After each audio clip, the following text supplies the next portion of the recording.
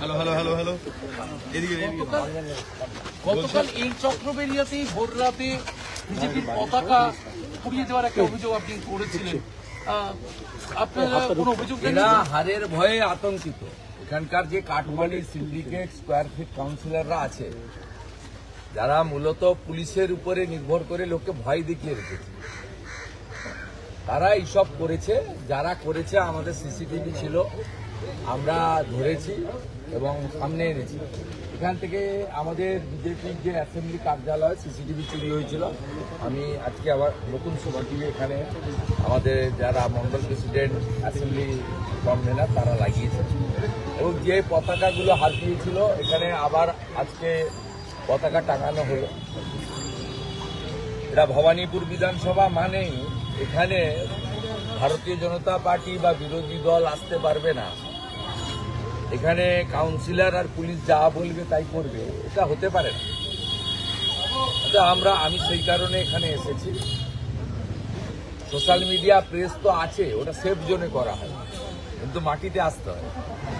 মাটিতে এসে আমাদের বিজেপির মর্যাদার পতাকাকে পুনরায় টাঙালাম।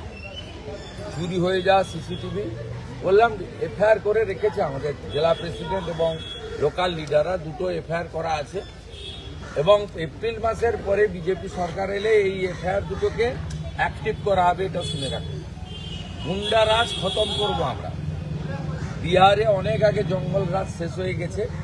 নরেন্দ্র মোদীজি বলে গেছেন পশ্চিমবঙ্গে জঙ্গল রাজ নয়, মহাজঙ্গল রাজ চলছে। মহাজঙ্গল राज के उखाड़ फेंकने का काम हम लोग करेगा, উপড়ে ফেলবো, মুগুল সহ উৎপাদন। কাকলিয়া কাণ্ডে 17 জন ছাড়া পেয়ে গেল, মানে 23 জনকে গ্রেফতার করেছিল, তার মধ্যে 17 জন ছাড়া পেয়ে গেল। এখন সোনাবাবুও তো ধরা পড়লো না। এটা ধরবে না তো, সোনা ভোট লুট করে, ভোট বালাই ভোটের জন্য। কারণ রাসবিহারী কসবা এইসব জায়গায় সোনা পাপু বহু বুথ লুট করে, স্বাভাবিকভাবে ওকে লাইসেন্স দিয়ে রেখেছে। আমরা কয়েকদিনের মধ্যেই ডিসি সাউথের অফিস অনুপম ভট্টাচার্য জেলা সভাপতি ডাকবেন, আমি থাকবো। আমাদের ঘোষণাই আছে, থানা করেছি, এরপরে ডিসি সাউথ করব। পরীক্ষার পরে মাইক চালু হলে লালবাজার অভিযান হবে। এই কুমারকে স্বর্গরাজ্য হয়ে উঠছে, 17 জন এই চত্বরে কুমারকে খুব অ্যাক্টিভ করা হচ্ছে তৃণমূল কংগ্রেস। কুমার এখানকার নামজাদা। আরে এসব কিছু চলবে না। নন্দীগ্রামে যেমন দাঁড়িয়ে থেকে হারিয়েছি, এখানেও হারাবো। ওখানেও তো গুন্ডা আছে, এখানেও তো গুন্ডা ছিল, এখানেও তো গুন্ডা ছিল। সব গুন্ডারা চলবে না, মানুষ যাকে চাইবে সেই হবে। মমতা বন্দ্যোপাধ্যায় একটা টুইট করেছেন, টুইট করে সেখানে বাইরে গিয়ে যে বাঙালিরা আক্রান্ত হচ্ছেন সেই বিষয়টা বারবার উত্থাপন করছেন এবং কিছু বিধায়করা তারা প্রাদেশিকতা ছড়াচ্ছেন, বিহারি, বাঙালি, পাঞ্জাবি এই সমস্ত করে। কলকাতা শহরে লাভ হবে না, লাভ হবে না। হিন্দুরা বিভক্ত হবে না, কোনো হিন্দু রাষ্ট্রবাদী এবারে বিভক্ত হবে না, ভাষার নামে জাতের নামে বিভক্ত হবে না। আমরা শুরু করি ভারত মাতা দিয়ে, শেষ করি ভারত মাতা দিয়ে। উনি যে চক্কর করছেন, এই চক্করে এবারে হিন্দুরা পড়বে না।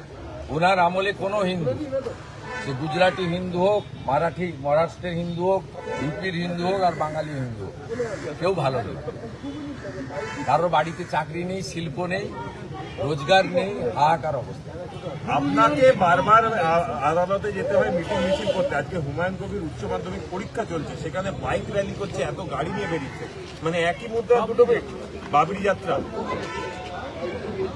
এই কারণেই পরপর 3 দিন বেলডাঙ্গাতে জাতীয় সড়ক রেল মার্গ বন্ধ করে অত্যাচার হয়েছে, পুলিশ দর্শক ছিল। মুখ্যমন্ত্রী বলেছেন শুক্রবার দিন একটু হবে, আমি এটা করতে পারবো।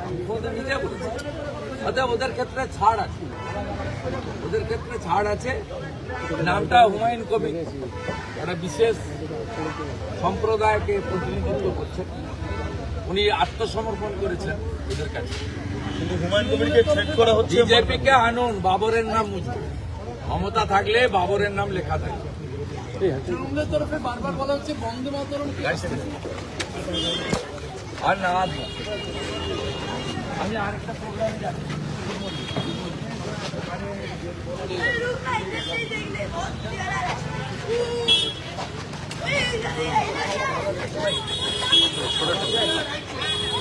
রাস্তায় ভালো আছেন সবাই? আছে আমার জন্য কিছু পরামর্শ কিছু আছে? কিছু সাজেশন আছে?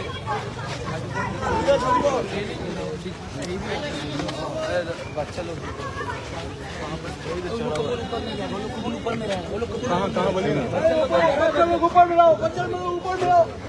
নমস্কার। কোথায়? কিস तरफ है?